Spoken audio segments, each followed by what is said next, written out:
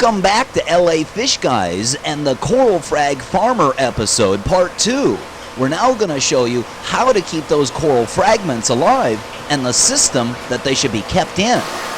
So tell me, Dan, once you've got those coral frags cemented onto the disc and into a system where they can heal and begin to grow, what are the needs of those corals? What do they need to heal? What do they need to grow? Well, one of the most important aspects of frag farming is lighting, of course, and then also very, very important is flow. You want the flow around the frags to be... You're referring to water flow? Yes, that's correct.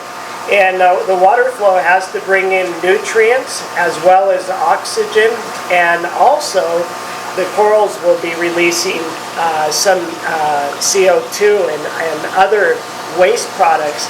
And so the water is the only thing that will, the water flow is the only thing that will take away all of that and also bring nutrients to the corals.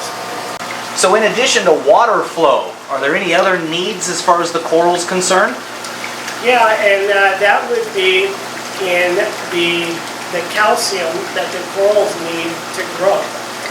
And the calcium is added to the system through a calcium reactor, which we have down below here.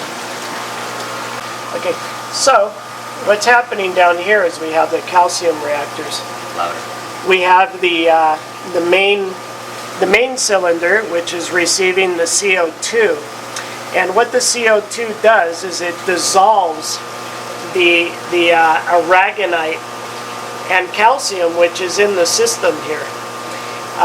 This first system dissolves it, and then it moves over into the secondary system, which actually also dissolves, but helps to remove some of the excess CO2.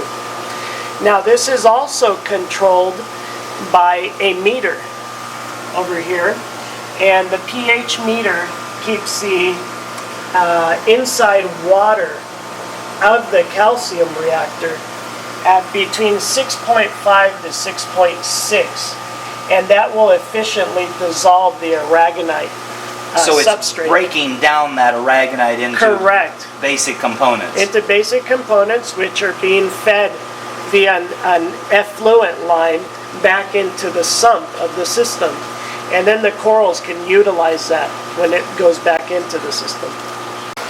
Now, the lighting aspect here is that we have lower Kelvinage bulbs on this system. Lower Kelvin bulbs are higher in the full spectrum part of the spectrum. In other words, it's very high in yellows, reds, oranges, and greens. And this is really good for growth in the corals. The corals will have a better response and grow better under these types of lights. So these Kelvin, what color, what Kelvin temperature are these bulbs? These bulbs are 10,000 K. 10,000 K. Yes. Okay, and Kelvin is a reference to temperature color? Yes. Now the reason we use, one of the reasons also we use a higher Kelvinage bulbs on the raceway that we just came from is due to the fact that this will help the newly cut corals to actually grow onto the base of the frag plugs much quicker. When frags do that, it just gives them a better chance to survive and cope with our aquarium conditions. Later, after the corals have encrusted very well onto the frag plugs, we actually bring them over into a higher Kelvinage type bulbs. And these bulbs are the ones that will give you higher peaks in the blues. And these blue parts of the spectrum also increase coloration in a lot of corals, especially your greens and blues and purples. So Dan, tell me, I've noticed some of these lights are moving on their own. Why is that? One of the advantages of having these lamps on these light rails moving back and forth is that you can cut your electricity bill down quite a bit. If we had to have these tanks lit up with possibly 2 and 3 lamps, the electrical bill would be very high. And of course, it saves a lot of energy to have these lamps like this. In the beginning, we thought that there could possibly be problems with lighting the corals this way because we figured that they might not get enough light because of the light moving back and forth. But we found out within a short period of time that it didn't really matter. The corals still get really good growth and they're very healthy. And so the lights move back and forth across the tank, so one set of lights can take care of the same job that 2 stationary sets would be. That's correct. And also another benefit is that they light the corals from different angles as the light moves over the tank. So Dan, as a coral frag farmer, this being your crop of corals, can you tell us a little bit about the system that you would keep corals in? Well, basically, we have these 3 200-gallon tubs, and these hold the mother colonies. Collectively, they all drain back into the reservoir, which is located back here. And once it reaches down in here, the water is filtered out by some macroalgae, which are down here. And some of the water is also redistributed to the protein skimmer, which is here. After the water has been filtered out, and these particular pumps will feed all of the aquariums. And as you can see, there's a pretty strong water flow in the tanks.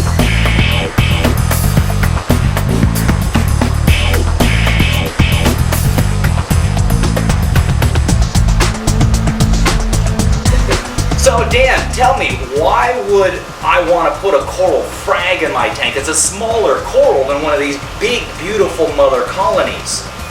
Well, one of the main reasons is to take the stress of collection off of the natural reefs. And the other reason is that when you get an aquaculture or captive produced coral, it's been in captivity and it's had time to adjust to the strains of captive life. An aquarium environment. Exactly. And so the coral is better able to cope with those problems. And also, wild-caught corals tend to harbor all sorts of parasites, and they're very difficult to get out of an established system. So those are some of the main reasons why. So tell me, as a hobbyist, if I wanted to get some of these coral fragments, these aquacultured corals or farm-raised corals, where or how would I get them? Well, a lot of the tropical fish stores carry them, and there's also a lot of online vendors. We're actually one of the online vendors. The name of our company is Frags. And if you're ever in the San Fernando Valley area, give us a call. Stop by and take a look. I'm sure we can get you, what you're looking for. Excellent. Dan, thank you very much. This has been a tremendous opportunity to see exactly what a coral farm is all about. Thank you, Jim, for stopping by. And so that's how a coral farmer raises his crop of coral frags. Come on back for future episodes of LA Fishguys as we bring you along on the day-to-day events of being in the aquarium fish business.